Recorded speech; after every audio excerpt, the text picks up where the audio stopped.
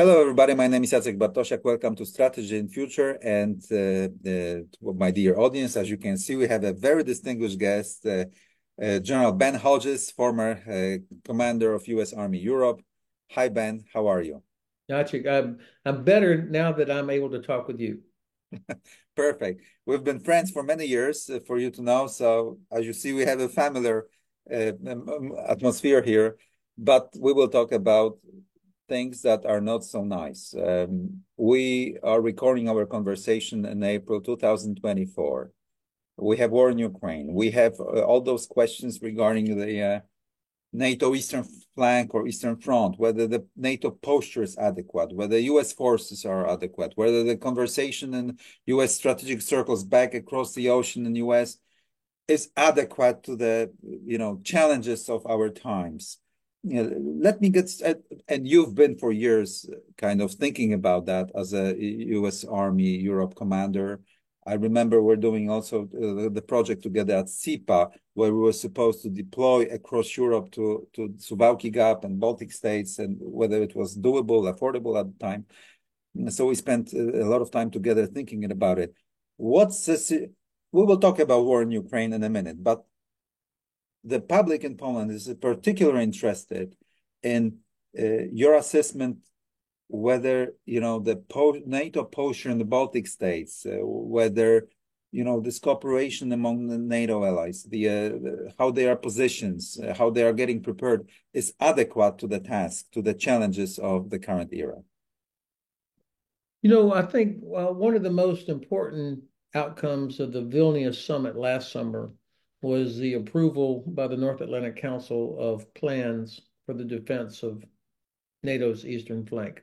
Now, none of these plans are fully developed yet, but getting approved operational plans was a huge step because the plans are what generate requirements for force structure, logistics, movement, all of these things. That was a significant accomplishment by the alliance. And then, of course, the plans also provide the foundation for training.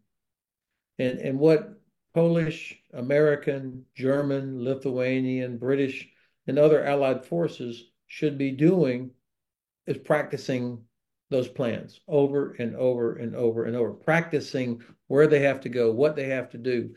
And that's how you figure out the right posture, the right logistics, the right transportation capabilities. And so I hope that that's what's going to be happening over the next year or so. Um, I don't feel confident that we have exactly the right posture now. I am very pleased that there are 10,000 American soldiers in Poland today, and that there are 2 battalions of Americans that are up in Lithuania. Um, but do we know yet whether that's enough or if they're in the right places? I'm not confident about that yet until we have exercised it over and over and over. Exactly. So what is lacking? What is your gut feeling? What is lacking in this posture? Since you Uh, suggested that there might be some, gaps. no. Three things. Number one, there is not enough air and missile defense. I mean, if the Russians have made the terrible miscalculation that they could attack a NATO country, then they will have also already made the terrible decision to attack our infrastructure, transportation infrastructure, energy infrastructure, civilian infrastructure, exactly as they have done in Ukraine. So the air and missile defense capabilities required are way, way below um, what we have is way below what is required. I mean, look at how many Patriots are around Zhezhov right now. Just the one place where all the equipment that goes to Ukraine passes through. Look, that the experts thought they needed that much air defense just for that place. Yeah. So that gives you some sense of it. The second thing that we do not have enough of is our transportation, our ability to move as fast or faster than Russian Federation forces. Exactly the issue that you and I, on which we worked together back a few years ago, this military mobility. Um, you can't just stack everybody up inside Lithuania or Latvia, for example. Uh, that's not feasible. But you have to be able to reinforce quickly to get more capability up there. And the Russians have to see that we are able to move multiple brigades in and out of the region quickly, faster than they could, assuming that we detect that they are thinking about doing something. So I worry about our transport. And then, of course, the uh, the logistics behind the forces. Having hundreds of tanks or artillery doesn't matter if you don't have the ammunition, the fuel, or the maintenance for all of them to work effectively. So those are areas where I'm not confident that we have what we need to have. Yeah, let me ask you, if you don't mind, even a more detailed question that is really alarming Polish society here, since we are a front state, so to speak, right? And we are heavily modernizing our military. The since deterrence is it's all about, is the eye of the beholder. So it's upon the Russians to feel whether they are deterred properly. So do you think that the posture of the NATO troops, including US, on a rotational basis and the places where they are put forward are sufficient to really eliminate even stupid but still thinking in US that in Russia that they might accomplish something by kinetic action, by some violent action against Baltic states, even a small one, even a small fragment, but still. So the question is if the forces and the strategy of denial that was adopted at NATO headquarters is sufficient for the task to really deter war. In the current circumstances, when there is war in Ukraine, the Russians are transforming their military, they have the war machinery going on, that the war in their eyes has become a natural instrument of power, like negotiations or economic sanctions, because this is the instrument of politics these days. The security architecture is broken. So, given this change in landscape, strategic landscape, do you think it's still sufficient or not? Well, if it was just about math, to adding together forces, NATO dwarfs what Russia has. I mean, if you add together all the troops from Poland, Finland, Estonia, Latvia, Lithuania, Romania, plus US and German and British and French that are there and Canadians, um, the numbers of systems and the quality, it's significantly more. The quality of the Air Force. I mean, just the three air forces of Norway, Sweden, and Finland together would crush Russian air forces. So if it's just about math, then we do have enough. But the point of your question is not about math, if I understand you. Sure, It's not about exactly. math. It's about whether or not we, NATO, would be prepared to bring together the effects of all of that massed air power, land power, and sea power, that the Russians are convinced that we could bring that together faster and in the right place before they could achieve any success. Now, I was a lieutenant in West Germany in 1981, in the height of the Cold War, and we had almost 300,000 U.S. troops in Europe, most of them in West Germany, and most of them uh, within 2 or 3 hours of the border between East Germany and West Germany. And we exercised all the time. We practiced going to our place. We practiced movement. We did all of these things. And we worked, we had German corps, you had British Army of the Rhine, we even had a Dutch corps. I mean, it was significant forces that were close to the border. And so this was real denial. But we also know that at that time, Soviet Union's plans, the Warsaw Pact plans, were an attack all the way across Germany to conquer uh, Mm. Western Europe. Now, the Russians, of course, do not have nearly that much combat power, that kind of mass to be able to do that. Um, so I think their objective would not be to conquer all of Europe. the strategic objective for the Kremlin would be to break the alliance. And to break the alliance, they just have to demonstrate that members of NATO would not respond, or that if there was the risk of a nuclear conflict, that we would shy away from that to Yeah. avoid escalation. And that's, to me, that's the biggest danger, is any crack in the cohesion where there's any doubt of whether or not the United States would be willing, would be there.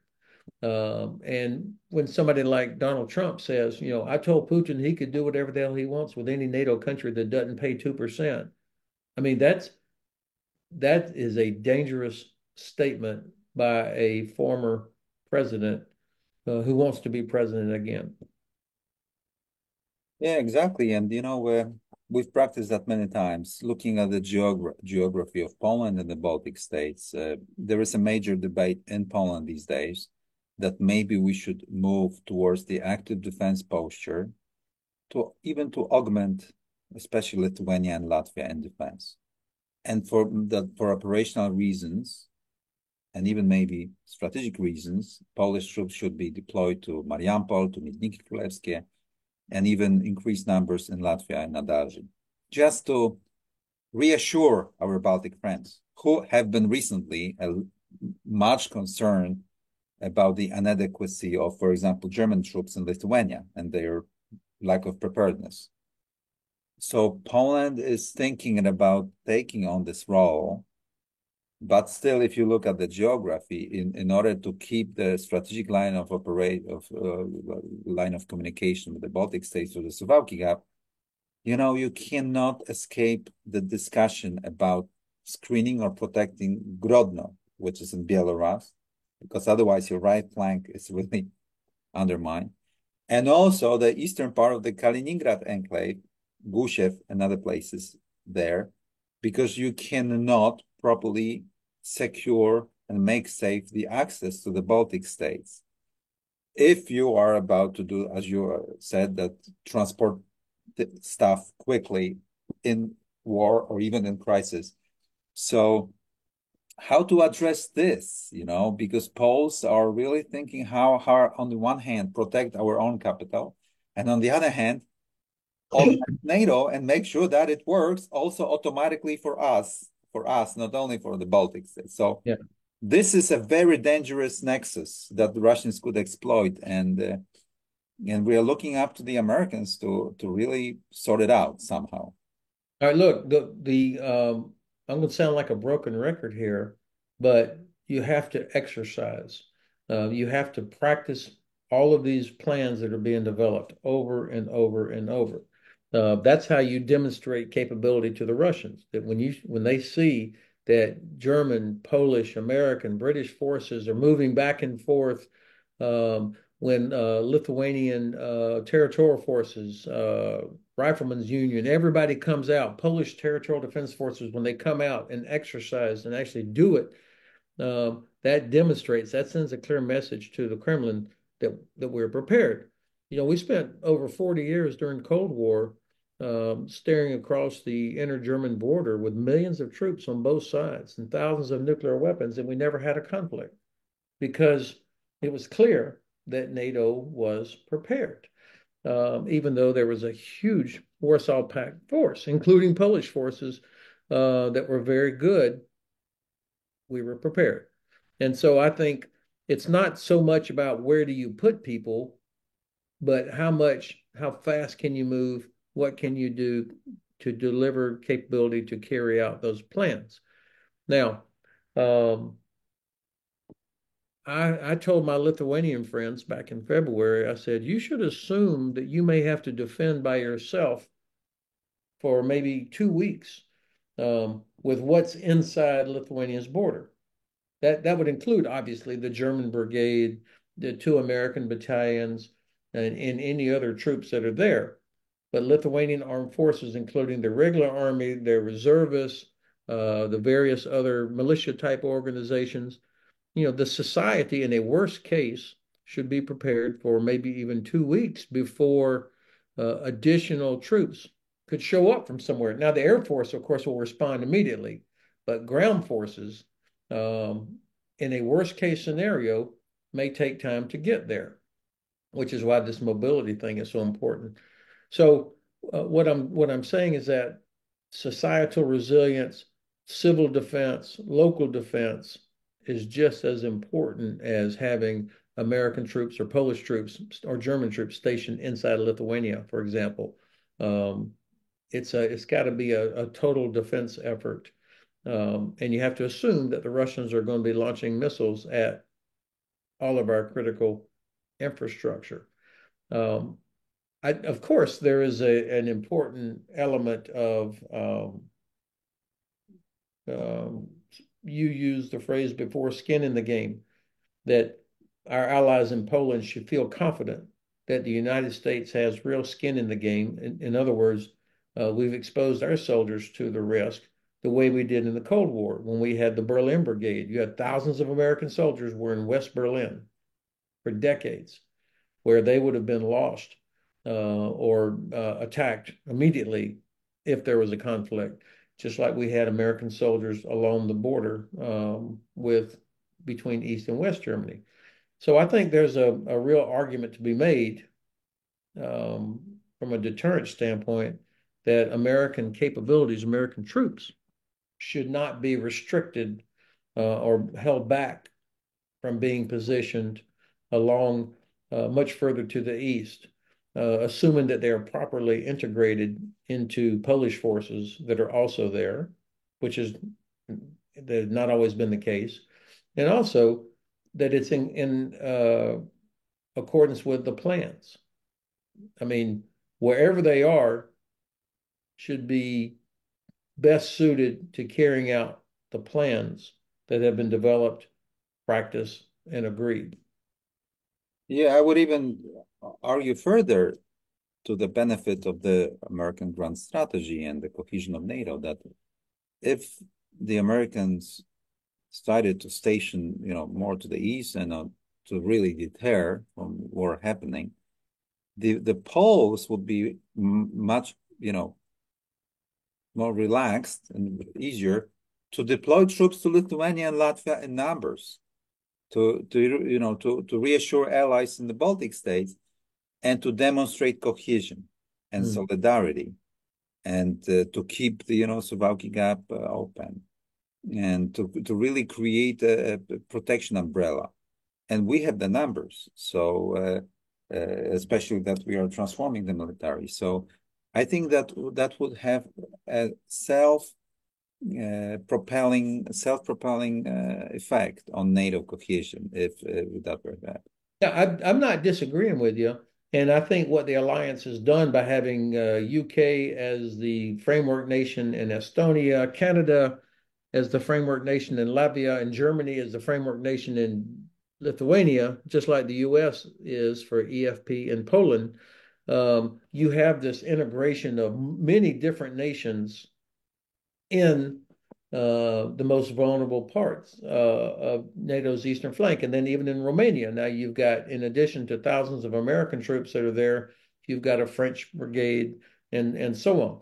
So these are all, I think, good integration, effective integration of NATO forces, multiple nations, so that everybody has skin in that game, if you will. But I want to keep the focus on, or the priority is plans. What plans are the best for carrying out for effective deterrence and practicing over and over and over. I mean, in the Cold War, we had every tank company, every infantry company, every artillery battery, every engineer unit knew they had their GDP, General Defense Plan. They knew where to go. They practiced it over and Yeah. over and over. Um, that's an important part of deterrence. It worked. Now, in the same spirit of what you are recommending, the brigade to which I was assigned as a lieutenant was the 2nd Armored Division Forward. And it deployed in 1975 or 76 up to the north in Germany between Bremen and Bremerhaven. It was the only American brigade in the north. All the other Americans were down in Bavaria and Rhineland-Pfalz and Yeah, that was where most of our troops were located, and in Hessen. So only one American brigade was up in the north. And the reason it was sent up to the north was to make sure that if the Soviets tried to bypass the Americans, to avoid Okay. contact with the Americans, they would still run into this one American brigade that was integrated into the British area, if you Yeah. will. So that's a little bit about, I think, what you were advocating. And again, that was a strategic move, not because there weren't enough British troops or German troops or Dutch troops up there, but they wanted to make sure that there were Americans up there also that could not be bypassed, that would be in that skin in the game. I would advocate for that. Yeah. I recently read very profoundly and in detailed fashion the CSIS report on the Taiwan War. And I'm not going to ask you about the, East Western Pacific, but the outcome of those, I don't know, 30 war games that CSIS was playing, this, invasion of Taiwan thing, proved a few things that are very important, I think, for the NATO Eastern flank. Is first of all, it's extremely difficult to deploy US forces into Taiwan once the Chinese create a picket of ships and a blockaded access. Yeah. And the losses of the US facing are enormous, enormous, like 700 planes, like 600 planes, depending on the scenario, including servicemen, ships, two aircraft carriers sank, 15 cruisers and destroyers sank within a week, kind of something like that, those numbers. So the outcome was that, and the Taiwanese political situation is different because of this communique with the Chinese, it's not in NATO, but still that some US troops should be inserted prior to any hostilities because otherwise it's going to be difficult. And what it teaches me here in NATO Eastern Flank that should anything occur in the Western Pacific, which is, as you know, not excluded, yeah, in the coming months and years, then Russians could think about destroying NATO and security architecture by even seizing some parts of Baltic states. And if there is no sufficient troops and materiel in place, it's very difficult to get back into the game by, reconquering this place because of asymmetry of nuclear powers and also geography and the transportation and the system. So this is my nightmare as a Pole because I want NATO to stay a cohesion system, a credible deterrence to deter war, and every day I'm thinking about proper posture to make it happen, even if there is some contingency in the Western Pacific. That's why, at that strategy in future, we advocate for military transformation of the Polish military, even without looking too much, towards Germans and French and stuff. So how would you comment on that, Ben, what I said?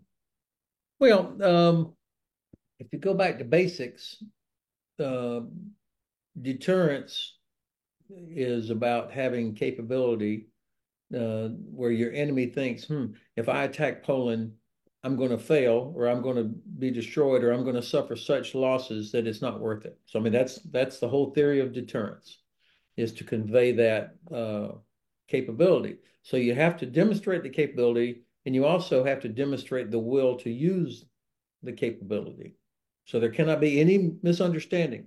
The Russians made a terrible decision 2.5 years ago to launch their large-scale invasion of Ukraine after 8 years of conflict with Ukraine. Then they felt pretty confident that the West was not prepared and would not really respond once they launched their large-scale invasion of Ukraine. So that was failed deterrence.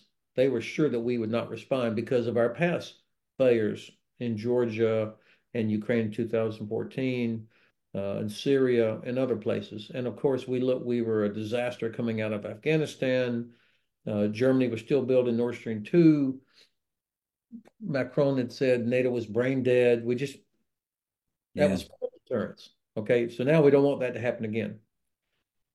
So key to this effective messaging about deterrence is the construct of speed, speed of recognition of what's happening. So all of your indicators and warnings that, and then political leaders have to believe it. I mean, Yeah. the whole That's world that's watched, also a problem given the Ukrainian situation prior to the the whole war. world watched thousands of Russian troops massing on the border of Ukraine, and there were still people that said there's no way they're going to do it. So they couldn't believe what they were seeing. So speed of recognition of what's happening. That's not just by satellites or border guards. It's the whole command structure, recognizing, okay, it looks like the Russians are preparing to do something, and we want to deter them from going any further. So now you have speed of decision. How quickly can our leaders, both in the nations and at the alliance level, make decisions to do things such as begin movement, uh, begin pulling ammunition out of bunkers, begin repositioning things, begin changing the priority for who can move on roads, who gets the use of the rail. And this is still peacetime conditions. So this is the tough part because you're trying to prevent the crisis from happening. And our political leaders will be very, very anxious about doing something that might give a provocation to Russia or give Russia an excuse to do something. So finding that balance. And that's why obviously you want to reduce what has to be done by practicing over and over how quickly you can move, having things prepositioned, etc. And then the third speed is speed of assembly, the movement, the actual movement to get to where you need to be. So speed of recognition, speed of decision, speed of assembly. And it's assembled to places so that you can execute the plans that to which everyone has agreed and that you've been practicing. Yeah, so we have covered extensively and at length the issue of deterrence, so a defensive stance to prevent war. But given how the Russians are thinking about their Western direction, how the war in Ukraine plays out, how they impacts the situation in Belarus, and basically the world situation where the U.S. might be involved in Western Pacific. Don't you think that maybe we should also start thinking about imposing dilemmas on Russians by, creating, I don't know how to say that because, NATO is a defensive alliance, but Poland has started thinking about active defense. So transforming the military so that we could really inflict pain on Russians if there is war and the US is not around. Yeah. We have a lot of Belarusian emigres who, might be a force. Yeah. How about that? We in the For the last 500 years, as you know, we have had 19 wars with Russia, and we used to have mercenaries in the East that create dilemmas for Russians, especially for their planning.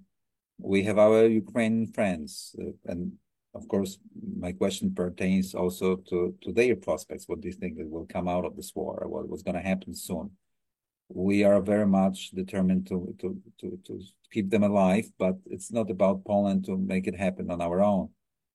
So we are really thinking about moving to the more pronounced action and transformation of the military in case there is some sort of the security vacuum. How would you react to what I said, Ben? Well, I love your idea of imposed dilemmas on them. I mean, we are always reacting to what they say and what they do. And I think that we should look for ways to have them having to worry about us. And I think the Ukrainians have shown the way by going after Russia's oil and gas infrastructure. Russia should be 100% concerned that if they ever did something to NATO, that they would lose all of their oil and gas infrastructure. That would be targeted immediately. They should worry about that. They should worry about the Danish Straits being closed so that they could never get out of the Baltic Sea, whether it's exporting oil and gas or anything. They should be very worried that they would lose their submarine bases up on the Kola Peninsula, that they would lose that immediately. Ukrainians have also shown the ability to, without having a traditional surface navy, they have changed the character of naval warfare in the Black Sea with drones, cruise missiles, precision weapons against the Russian Navy and Russian facilities in Sevastopol, for Yeah. example. So there are things that we can do to cause them to worry. I would like to see us, for example, helping protect Ukraine's cities and infrastructure from missile attacks by NATO air forces shooting down those missiles. I mean, even if it was from within Polish airspace or Romanian airspace or in the Baltic region, to be able to hit missiles that are coming in before they impact in Ukrainian cities. I mean, we're doing that in the Red Sea with the US Navy and the Royal Navy are out there shooting down Houthi missiles before they can hit international shipping. Where the same principle, I think, could apply. I'm not talking about shooting down Russian aircraft, but shooting down missiles that they are launching. I think we have the capability to do that. It obviously won't be easy, but we could work through some of that to try and help protect, to create a problem. And I thought that President Macron, his announcement that, or his statement that uh, France would not take off the table the option of sending French troops into Ukraine, even if he never intends to do it, that creates a dilemma for the Kremlin. Now Yeah. they have to worry like, what would trigger that? What that I thought that was a brilliant strategic move by President Macron. Yeah, I also share your opinion, although I didn't expect that to happen, given the many, many things, including the track record of France in this part of the world.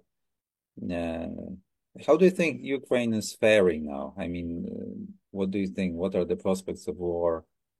And I of course was following you closely about your proposition to cut off Crimea, to use fires to complicate Russians' actions and planning and stuff. But what do you think is going to happen now? And let's speculate a little bit, Ben. So I think, of course, it's a difficult situation for Ukrainian armed forces right now, and for Ukrainian civilians in a city like Kharkiv that is getting hit every night. I mean, the Russians are doing to Kharkiv what they did to Grozny and to Mariupol and the just wanton destruction of civilian infrastructure and killing civilians. Uh, and so we've got to find ways to get them air defense that they need, as well as ammunition for their forces.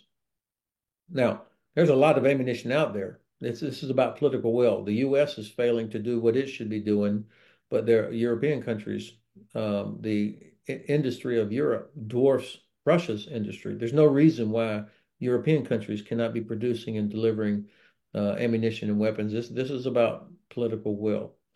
Um, Still, having said that, I do not believe that Russia has the ability to knock Ukraine out of the war. Um, they have lost so much in terms of people, equipment, capabilities. Their Air Force has failed the most important task of achieving air superiority, and they've also failed to interdict the line of communication between Poland and Ukraine.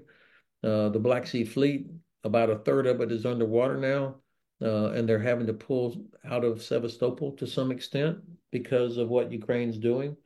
So I think that Russia actually has a lot of problems. Their only hope is that the West gives up or turns their back on Ukraine. This year, I see the year 2024 as the year of industrial competition. That it's which side can build up and deliver the logistics and drones and the ability to counter drones and operate in an electronic warfare environment. Which side can do that the fastest? It should be us if you add together all the industrial capacity of the West, plus helping Ukraine redevelop their own. I think General Syrski's job is to stabilize the front, not allow significant Russian advances in order to buy time to grow the size of the Ukrainian armed forces. Now, they've just recently changed the law for the draft age, but they have got to fix their personnel system and make it more attractive for women and men military age to want to join Ukrainian armed forces so that they can grow the number of brigades, which would enable some more rotation. So I think that's what's going to be happening most of this year. They'll continue to put pressure on Russia's oil and gas infrastructure, as they should, and they'll continue to put pressure on Crimea to make Crimea uninhabitable for Russian forces. I see Crimea as being under siege, actually, now, not in the traditional sense of trenches around it, Yeah.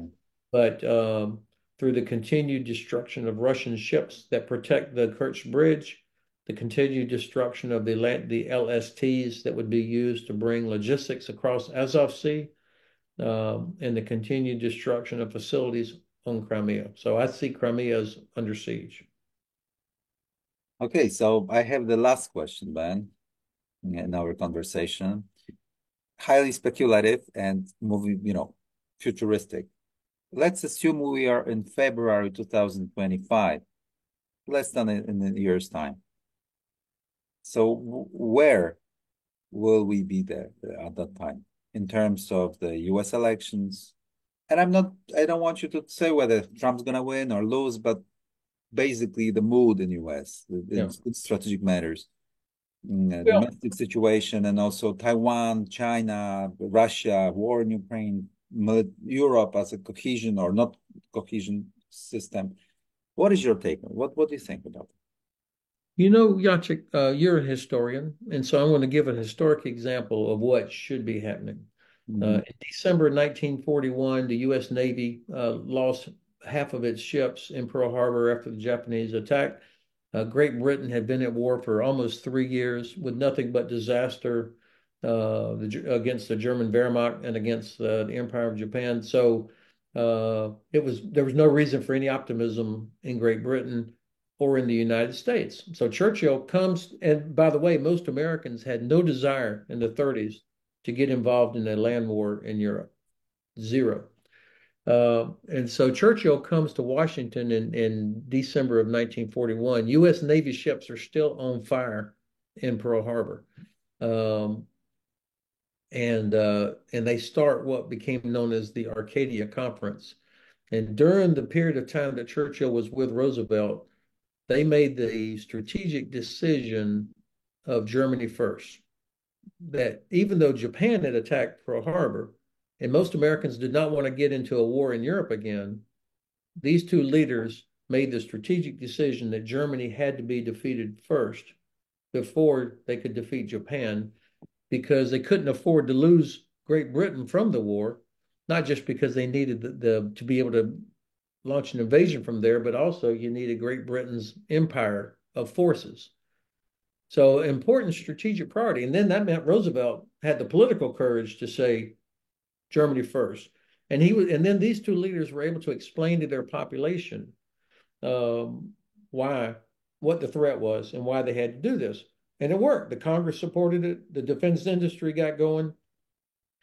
And then they made the decision 1 year later at the Casablanca Conference of unconditional surrender. So January 43, still not a lot of reason for optimism by the Allies, but they're talking about end state, unconditional surrender. Not we want to get to a position of strength to negotiate with Hitler or the Emperor of Japan.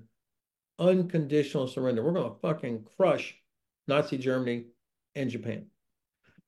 So now you've got strategic end state, strategic priorities, real clarity with which leaders could talk to their population, explain what size forces would be needed, what industry had to do to transition from consumer goods to war materials. And they made the decision to combine their staffs, the British and American staffs. So this is all about organizing for victory. And that's what's missing right now. We have not organized for victory. The United States has not yet made the decision we want Ukraine to win. Instead, it looks like we want to limit escalation. We don't want Ukraine to lose, but we're not willing to help them win. They're hoping that it just kind of dissipates without nuclear weapons being used. And this plays right into the hands of the Russians. They threaten nuclear weapons, even though they're never going to use them. They threaten it, and they see how we react. And so I certainly hope by February next year that the United States and our allies have rediscovered our strategic spine and can organize for victory versus avoiding escalation. That's a brilliant summary of conversation. Thank you very much, Ben. Our guest today was General Ben Hodges, former U.S. Army Commander, Europe. Thank you again. Looking forward to seeing you again. I'll see you soon. Yeah, take care. And you stay with us for more podcasts. Thank you very much.